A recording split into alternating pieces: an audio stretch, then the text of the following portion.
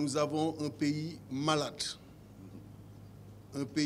de son président, le président de la République Macky Sall. Nous avons une Assemblée nationale malade de sa majorité, qui a oublié sa mission, ou en tout cas qui aujourd'hui traduit sa mission à contrer l'opposition. Et c'est ça qui explique cette répartition injuste des temps de parole pour le passage avec une fréquence non respectée du Premier ministre Boun Abdallah Dionne demain à l'Assemblée nationale.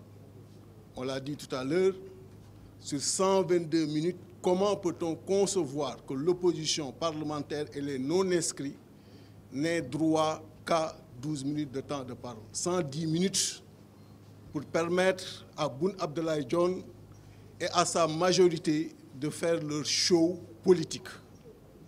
Pour ne pas revenir sur les questions qui intéressent les Sénégalais, les questions relatives au gaz, au pétrole, mais surtout relatives à l'insécurité galopante, avec aujourd'hui les viols, les vols et malheureusement même les assassinats notés un peu partout sur l'étendue du territoire national, mais également au niveau de la diaspora avec nos compatriotes, faute d'une diplomatie forte, qui sont persécutés et des fois exécutés dans des conditions déplorables.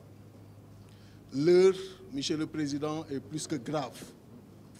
Et elle appelle à une mobilisation de toutes les forces vives de la nation.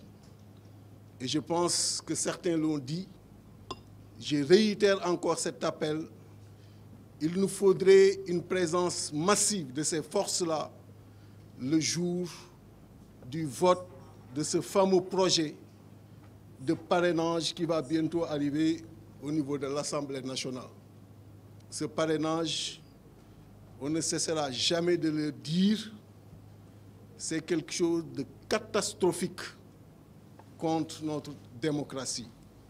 Après l'utilisation de l'instrument judiciaire, le président de la République, Macky Sall, veut se doter d'un instrument politique pour écarter d'autres candidats. Et je pense qu'il appartient à tous les Sénégalais de se mobiliser et surtout à l'opposition d'augmenter l'intensité du combat démocratique contre le président de la République, Macky Sall.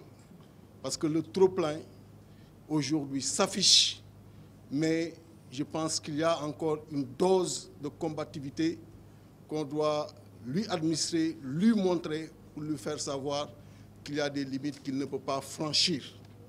Et ça, c'est le combat de l'opposition. Et j'invite tous ceux qui sont sur cette table à engager ce combat.